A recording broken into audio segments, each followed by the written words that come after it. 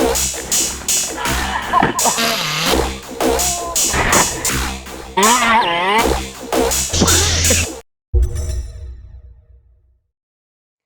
guys, Joel from RC Max UK here, hope you're all good. First, for the channel here, I've been sent a car. I did have to pay import fees, it's from China, of just under 60 quid. But otherwise, this car was sent to me for nothing by UFRC, which is actually Unknown Forces RC. I've never even heard of Unknown Forces RC. A new car for them, it's called the Growler X1. So I've sent this car last week. I've had a bit of a look at it and I just wanted to share it with you really. Wheelbase and sort of size, it is a fifth scale, but it's basically the size, exact size, length and width, as in wheelbase, of my Traxxas X-Max V2. So it is a fifth scale. I mean, it's got fifth scale tyres and things like that, but I suppose lengthwise it's going to be shorter than a standard Baja, and definitely a bit smaller than something like a Losi 5T, but it's probably similar in size to something like a shorty Baja, the kind of short cut down HPI Baja. Now going around to the front here, it's this front end that's definitely a bit different, or a bit unusual. In fact, until seeing it on this car, I had never seen front suspension like this, although I think there is a setup you can get for the HPI Baja which does a similar thing. So it's on a kind of rocker, and basically it does that. So theoretically, I mean, it might be hard to show here, but the car can kind of lean, or maybe, I don't know if I can show it, but the front almost uses, or can use, both sides. So if the suspension there went down, it can use both shocks, if you know what I mean. It's hard to explain, but you might get what I'm saying. So that's quite unusual, the front end, the way the suspension works up the front. In fact, the whole mounting system of the shocks is quite unusual, because the shock cap, normally you've got the mount above here, but they're on the sides, and it's the same at the rear.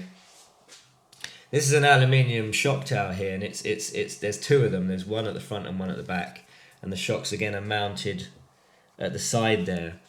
So yeah, that's the rear suspension. It's a two-wheel drive, rear-wheel drive. It's got some. I quite like the way it's put together. It's got these pins. Everything's pinned. So you got the shocks are held in with a pin at the top and a pin at the bottom. You'll see that just around the back there. But there's quite a lot of aluminium on here, and some nice touches like that plate there is quite unusual, to have a silver, almost like a name plaque on the front of it with a code on it. The car comes with a chassis protector on the bottom there. You can see it's that writing is actually in the chassis protector. It's not on the chassis. You've got a skid plate up the front there. The arms are this kind of solid web design. The hub itself is plastic, but that upright, the hub upright, is aluminium. Those are the rear, again, solid arms. So here's the body shell. It's got quite a nice vented top plate, or protector plate there. A couple of LED lights built in, which you can just see underneath. There's the wiring for those, held in my clips, body pins. And yeah, it's quite a simple design, sort of roll cage. It clips in and out quite easily of the car. Right, now underneath the body, you can't really get away from this huge battery box. It's massive. It's actually designed to take 10,000 milliamp hour batteries, 2 4S packs, so it's big. That's what's inside it. So you've got your twin steering servo leads coming in there, and you've got your ESC lead coming in there. It's got these quite interesting kind of banana plugs. So you basically, it's kind of built into the lid, where you've got your positive and negative terminals from your ESC. ESC, by the way, motors underneath, 2 big fans either side, and of course the ESC has a fan. And the ESC looks just like my Hobbywing Max 5 ESC. It's stamped waterproof 5BL200, so it doesn't have a Hobbywing make written on it, but it's basically either a Hobbywing rebrand, I guess, or it's a Hobbywing ESC. The motor is meant to be a Leopard, I believe 800 kV. It's encased in this big aluminium heatsink with, I'm not sure if there's a fan on the end there. I'll have to check. I can't see because of the battery box, but there may well be a fan on the end of it. But it's totally encased in that. And it also houses this kind of rear gearbox, which is, you can see out the back there. Dog bones, CVDs at the end in a minute. You've got things like droop screws. The chassis is a very nice, shiny, kind of milled out aluminium. And you do have two Savox 0236 Metal Gear servos, one on either side.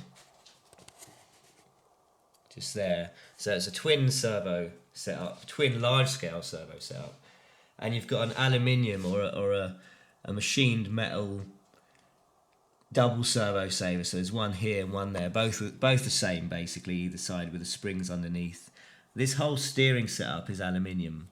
So that's pretty impressive. I mean, to me, that's quite high end. You don't really get, like on a low C 5T, that would all be plastic standard. So that's pretty impressive, really. And also, of course, the twin servo setup. I'm guessing that on a two-wheel drive, again, the steering should be really strong. So yeah, I'm kind of thinking this could be a big fun buggy. 200 amp ESC. As I say, I think 800 kV Leopard motor. It's nice and neat. It's sitting on a plate just here, an aluminium plate, and then you've got the on-off button here. So that whole setup is quite neatly done. So at the rear end, you've got this big plastic guard. That is a plastic case with the gears and differential in it, I assume. You've got a metal, very thick metal hinge pin brace here. And things like the hinge pins, the hubs, they all have captured pins, the front hubs as well. So you've got little grub screws in various places, and the pins just slide out. I'm very much a fan of that. I hate circlips, so I'm pleased to see that. It's quite an impressive, quite an interesting, quite an unusual looking car. So in order not to make the video too long, I'm not going to take all the car to bits now. I plan to take it to bits a bit, get the motor out, have a look at that, reveal the chassis, see what those servos look like underneath that massive battery tray. Of course, once I get my batteries sorted, I'll be running it and using it. So videos of that to come. I'm slowly getting information on this buggy. Basically, I think it's going to be shown at some shows, some model shows this year, 2018.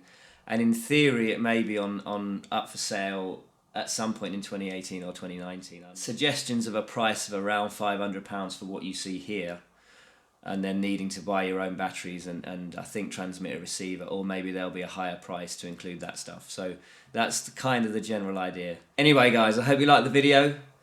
Hope you like the look of this. It's quite interesting. I'm intrigued to see how it drives. I'll catch up with you soon. Take it easy guys.